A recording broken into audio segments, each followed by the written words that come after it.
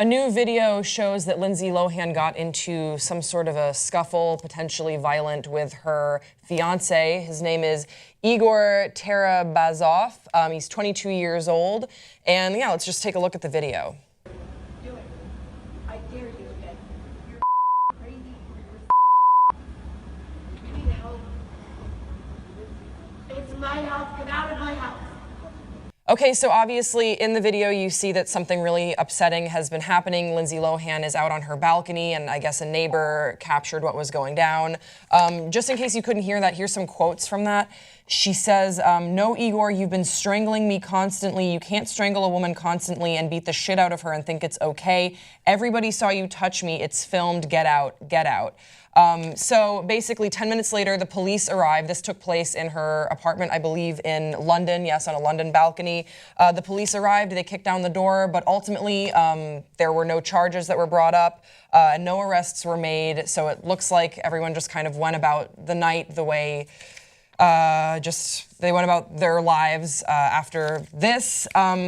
Then, whoopsie, I'm getting very upset. I'm a big Lilo fan. So then this comes with some weird sort of misinformation with regards to her relationship. Lindsay posted an Instagram where she says, "He wore black and I wore white," with some emojis. I guess hashtag art is whatever you make of it, with his face sort of scribbled out. Yeah, so this is very clearly an upsetting time. Something's going on in Lindsay Lohan's life. Hassan, I want to get your thoughts on it because this is concerning, but is it terrible that I'm wondering if this is for publicity?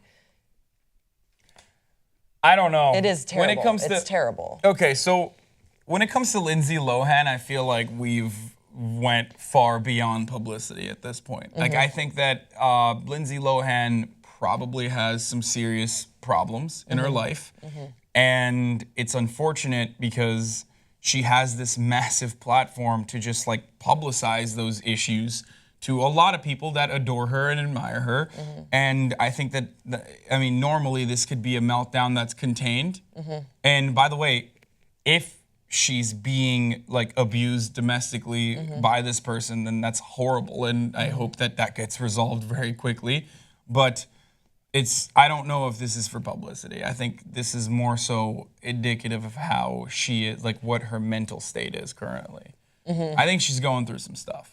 Yeah, I would agree with you, and I think it's just so strange how things went down that you have this cry for help on Instagram and then another very, public cry for help on her balcony, and she knew that it was, being taped and recorded, and she's saying in the video that everyone knew. Well, I mean, we can also assume that there was other footage as well, but then I think that she probably saw the neighbor filming. And I mean, in the video, it's like kind of from far away. It's grainy. I don't know if she knew. She must have known that she was causing a disturbance. It's really loud. Yeah. The only thing that is interesting to me, and I don't know if she was doing this as a defense mechanism. Like the only thing that would make me think that she knew she was being filmed is because she's like verbally saying these things, right? Like, you can't constantly abuse me, you can't constantly choke me like that. Right. It's not like just stop it.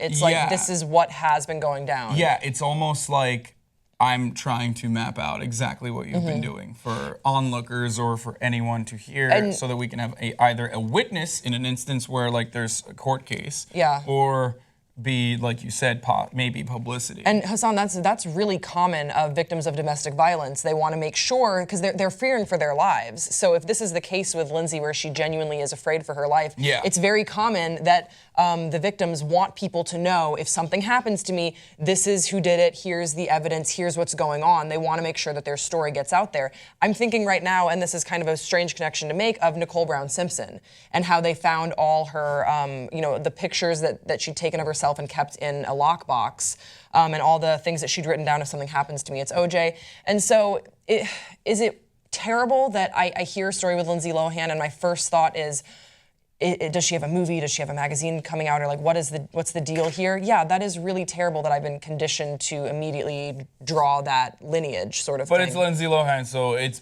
probably, like, she probably doesn't have anything coming out. No, and that was another kind of sad thing to take a look at, is that this was such a promising actress with so many second chances. I remember I watched her show on OWN with Oprah, And now it seems like she's kind of escaped the limelight, and here she is living in London with this guy. It doesn't seem like it's a very happy relationship, and potentially we're finding out that it's an abusive relationship.